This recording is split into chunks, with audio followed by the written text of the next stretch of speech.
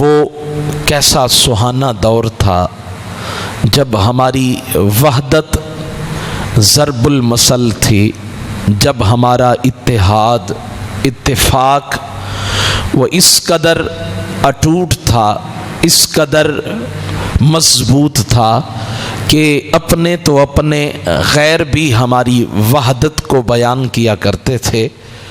اور اقبال بھی گویا کہ انہی گلیوں کا تصور سامنے رکھ کر یوں گویا ہوتے ہیں کہ ایک ہی صف میں کھڑے ہو گئے محمود و ایاز، نہ کوئی بندہ رہا نہ کوئی بندہ نواز۔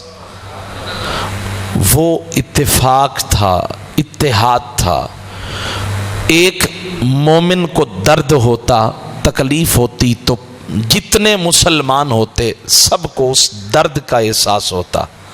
میرے حضور نے ارشاد فرمایا المؤمن للمؤمن کالبنیان، فرمایا مومن کے لیے ایک بلند بالا عمارت کی طرح ہے۔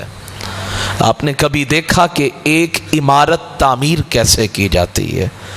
ایک عمارت جب بنائی جاتی ہے تو ایک اینٹ رکھی جاتی ہے، پھر اس پر دوسری اینٹ رکھی جاتی ہے، اور پھر اس کے ساتھ متصل یوں اینٹ پر اینٹ رکھتے رکھتے بلندی کی طرف سفر جاری ہوتا ہے۔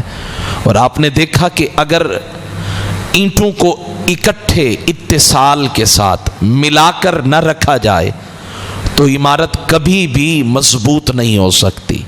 ایک اینٹ کو آپ توڑ بھی سکتے ہیں، ایک اینٹ کو آپ گرا بھی سکتے ہیں، اس متعین مقام سے ہٹا بھی سکتے ہیں، لیکن جب اینٹیں ملتے ملتے عمارت بنتی ہے تو ان میں مضبوطی آ جاتی ہے۔ ایک اینٹ دوسری اینٹ کو مضبوط کرتی ہے، اسے قوت اور طاقت دیتی ہے۔ محبوب کے الفاظ کے کیا کہنے، میرے آقا فرماتے ہیں، فرمایا مومن دوسرے مومن کے لیے عمارت کی طرح ہے۔ یہ ایک دوسرے کی کمزوری کا سبب نہیں بنتے، یہ ایک دوسرے کے لیے بلکہ سہارا بنتے ہیں، ایک دوسرے کو قوت فراہم کرتے ہیں، ایک دوسرے کی طاقت کے اندر اضافے کا سبب بنتے ہیں۔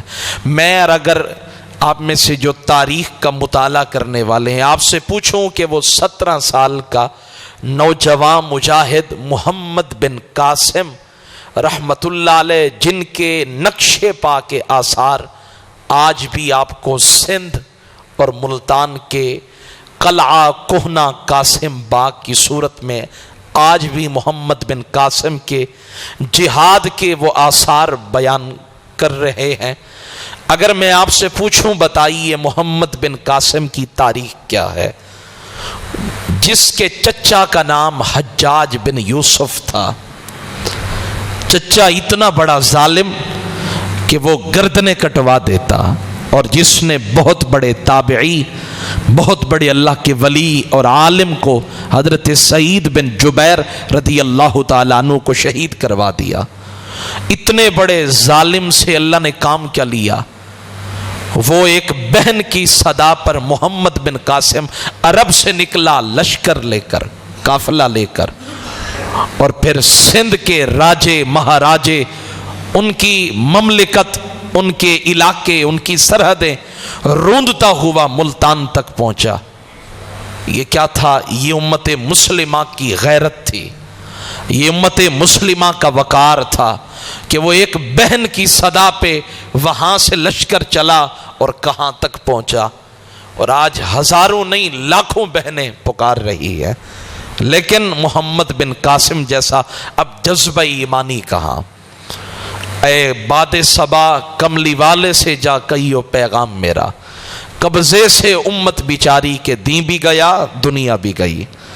کشمیر میں ہم شہید ہو رہے ہیں، عراق میں ہمیں شہید کیا جا رہا ہے، افغانستان میں نیٹو فورسز کی صورت میں ہم پر حملے کیے گئے۔